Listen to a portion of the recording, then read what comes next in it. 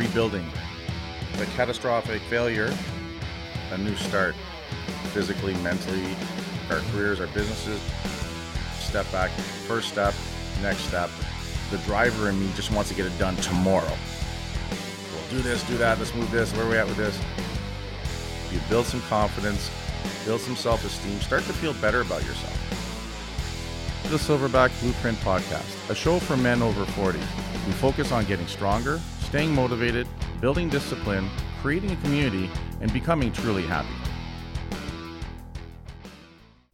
Hey guys, and welcome back to episode 53 of the Silverback Blueprint Podcast. Today I want to talk about, are you doing the work? But before we get to that, a little note from our sponsor, me. Actually, some really cool stuff. I have to admit, what's really sharp is just seeing the clothing taking off and that kind of thing. So we came out recently with a new hoodie, basically the Canadian flag with the hostile skull in the middle of it, and then we added powerlifter underneath it, and it's unbelievable how that's taken off. We try to have really cool designs and make it sharp. So up to that point, our most popular design would be what I call the OG, which is just our kettlebell skull. It's pretty badass and still one of our biggest sellers for sure. And then I came up with being, pretty patriotic, the Canadian flag, our version of it, obviously, of course, with our hostile skull in the middle of the leaf, because we're hostile and we're proud to be Canadian at the same time. And that's done well.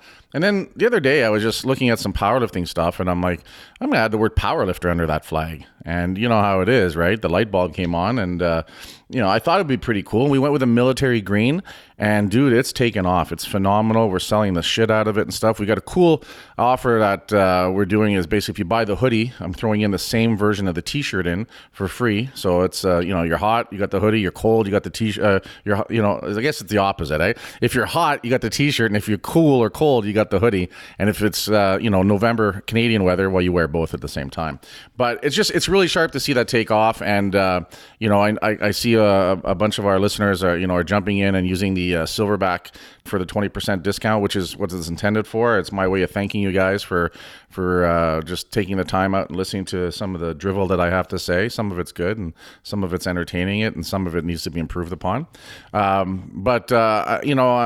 feel pretty blessed when I sit back and I look at what's happening. All the years of hard work are really starting to pay off, and it's just it's cool. I get to be me, and some of you are really liking it, and some of you aren't, and that's the way it is in the world. But I just want to take a moment to thank you guys for that.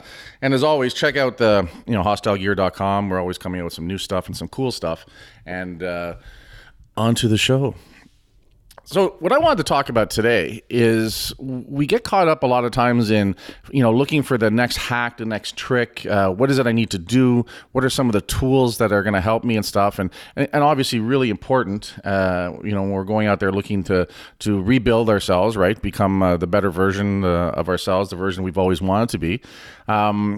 So, we get into it, right? And like anything else, when we get excited about something, we create momentum and we want to be all in. But there's a point in time where you actually have to take that information and apply it, right? And that's what I mean today about talking about, are you doing the work? Are you doing putting the concepts that we've discussed into action? Are you sitting there and working it? Because if you are, things are going to happen. But if you are, it's also going to be difficult sometimes.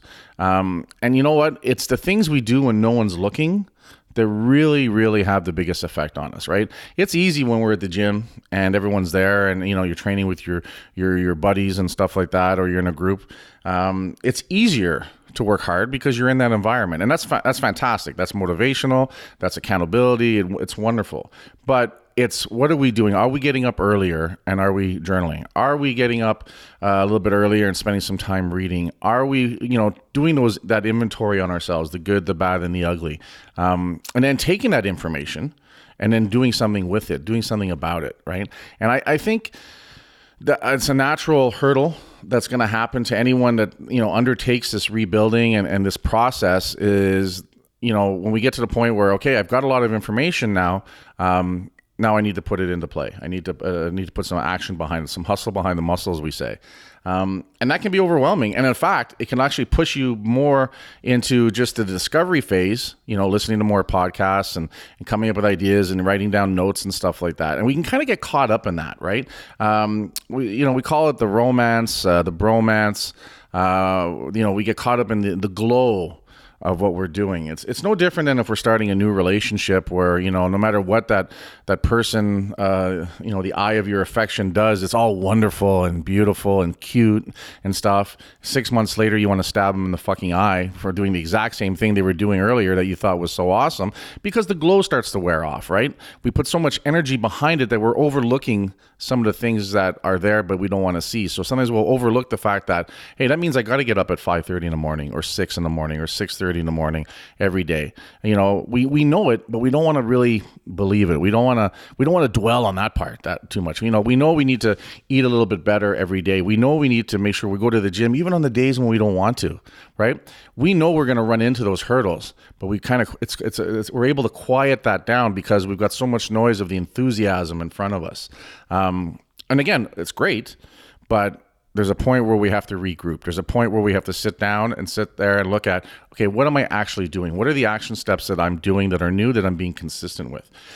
Just training this morning with my business coach, Eric, from Rhapsody.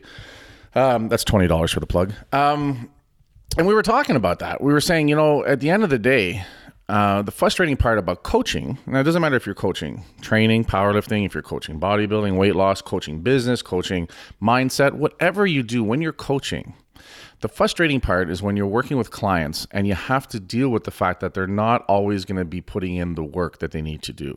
And, our jobs as coaches is to, bring them back to that and keep repeating that that it's doing the small things, the consistent thing. We were talking about in business, we talk about lead generation, right? And that's what we were talking about. And he says, one of the things he brought up is the fact that he had just a high number of leads and a bunch of his people in his team were like, well, they're like shocked and awed and amazed. But he's like, really? I'm just doing the things consistently that need to get done, right? And it's the same with anything we want to improve on, right? If you want to sit there and get healthier, you consistently have to eat a little bit better, right? You consistently have to get up and move. So on the days that you don't feel like it, you still got to get up and you got to do that walk. You still got to get up and get on that bike, right? Not every day has to be a blood and guts workout, right? But every day it has to be activity. And you know what, guys? I'm guilty of it too. One of the things I said I like about this podcast is that it helps keep me accountable. It helps keep me on the straight and narrow because, I feel like I'm trying to walk the walk and talk the talk. And, if I'm not making some of these changes that I'm talking about or doing the progress that I'm working on, and I'm trying to be very upfront and truthful with you guys, then I'm a fucking douchebag, right? And I don't want to be that douchebag. I've been that douchebag too many times in my life where I've let myself down, right? And that's really what it's all about. It's not, doing it, and you shouldn't be doing it to impress anybody else. You shouldn't be doing it to make someone else happy. It should really be about you're doing this rebuilding to make you happier, to make the best version of you finally come out, right? So don't let yourself down, right? That's what you need to focus on. And that's the most important part. I often, we talk about respect and people ask me what, the best form or most important form of respect is. And I'll tell you 1,000 times, it's self-respect.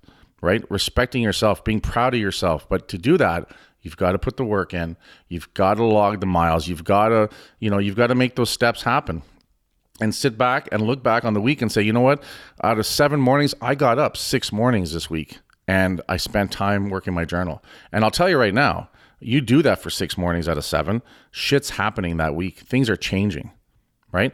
The weeks that things don't happen, the months that things don't happen, you look back and you'll see you're not doing those steps. You're not doing the work that needs to get done, right? The other thing we have to make sure we do is that don't get overwhelmed. Don't give yourself 30 new steps to improve upon.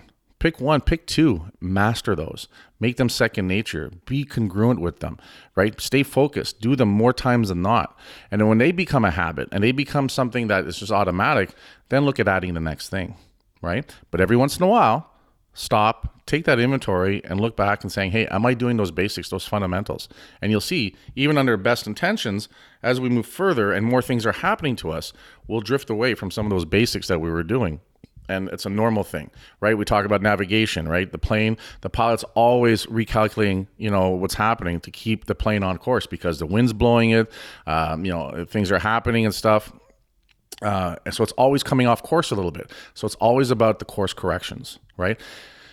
We get better when we do it without having to have a huge issue come up, right? If we wait for a catastrophe all the time, then we're always putting out fires, right? And we're always dealing with the drama and stuff.